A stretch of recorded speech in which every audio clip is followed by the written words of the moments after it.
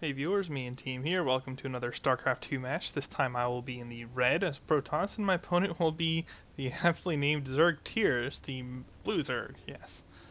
Fortunately, he's not like a Terran named ZergTears or something, or like that cute Zerg that's actually a Protoss player. That kind of stuff is interesting and cool. Kind of like how I use a Baneling icon, but play as Protoss. So anyway, this is obviously a Protoss versus Zerg. And let's see what the Zerg does in the opening here. It's really not a lot to talk about in the early goings. You know, there's no point in giving like pro statistics or talking about recent history because, well, I don't know ZergTears is, and you guys kind of know mine because, yeah, let's play other video games and don't play StarCraft exclusively, so I don't have a pro career in StarCraft.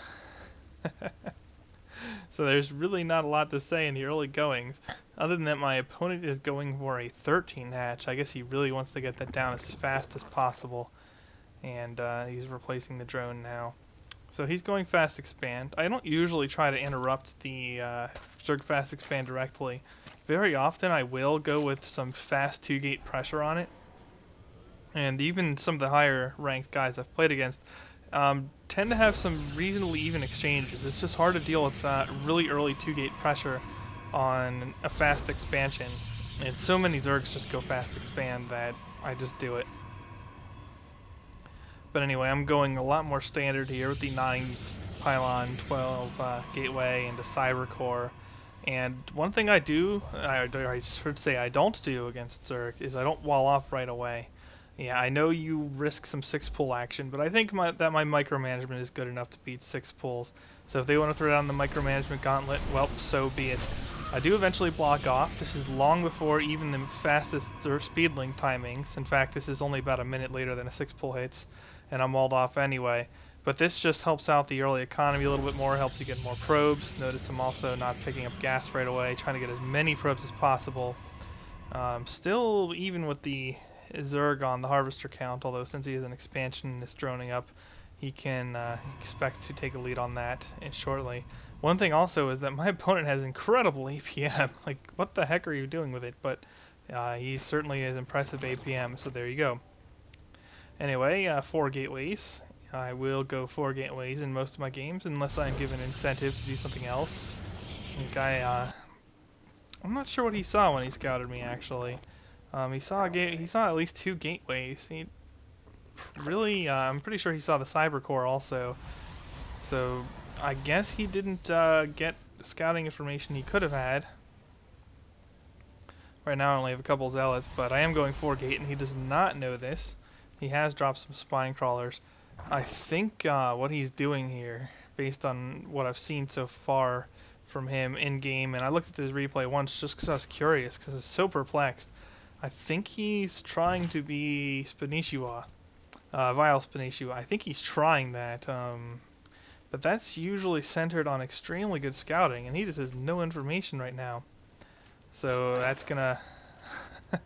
But yeah, what Spanishiwa usually does is he'll wait until pretty late to get gas, then get a bunch of gas at the same time. But that usually involves more droning up. He usually has more drones right now than ZergTears has. Although the second or third expansion is signature of the Spanishiwa style also. But again, I don't see Spanishiwa drop too many thirds when the Protoss doesn't have an expansion, and he knows I don't. So I don't know what his scout read is doing here. This actually caught me very off guard in game that he took a third. And his scouting was just so deficient. So deficient. Like, he still doesn't know anything about me right now. And now's about the time as Zerg where you should, even a little bit before now, sack an Overlord to start looking. Or, poke up with a Ling or something.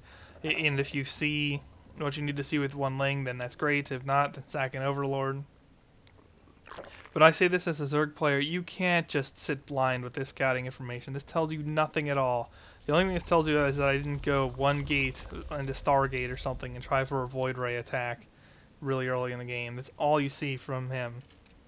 Meanwhile, I don't know about his third. I do know about the Expo. I do know about the spines. I'm also kind of blind. Gambling that he's going actually Roachling So I'm gambling incorrectly because he is going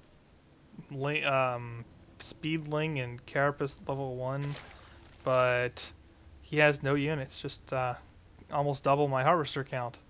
And the income is starting to get a little bit away from me, but I'm pushing out now. And this is the composition I really like the most against Zerg, is a lot, if I'm going to do a 4-gate push, a lot more Zealot heavy than most. And this really stops the Speedlings from being too large of a problem. Baneling Nest is not standard play in Zerg versus Protoss early in the game. Like later on they'll go Baneling bombs, but you don't usually see it a lot in the early phases of the game as a Baneling Nest. So I'm kind of playing metagame here. And roaches do counter zealots pretty nicely, but the thing is they don't kill them quickly, and I have a decent set of stalkers just to focus fire down anything while the zealots tank. And the zealots are mostly to prevent the lings from screwing me, and to provide some very beefy units, good DPS. Their vulnerabilities is they can be kited, and that they are not particularly high damage on roaches, although they still do 14 with the 2 swipes of 7 minus 1.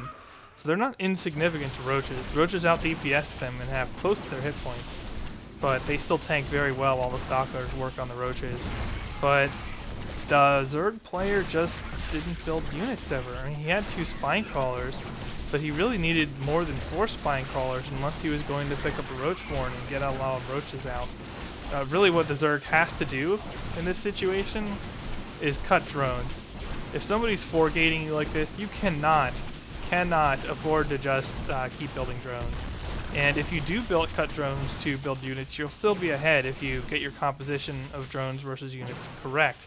But in order to do that, you have to scout, which my opponent never did. So I'm going to take an easy game away from ZergTears here, but a fun one nonetheless, and I thought I'd show it because this is something that I still recall from my days as a Zerg player, is that you rely very heavily on your scouting. And when you don't, you pay for it by getting crushed by things like 4-gate or Void Rays or whatever. And Zerg, while they're lacking in scouting options, could certainly put more effort into it than this guy did. Run a Ling up the ramp, and not a bunch of them, just one in case that they're going to force field you. And if you can either get into the base or see their army composition, that's great.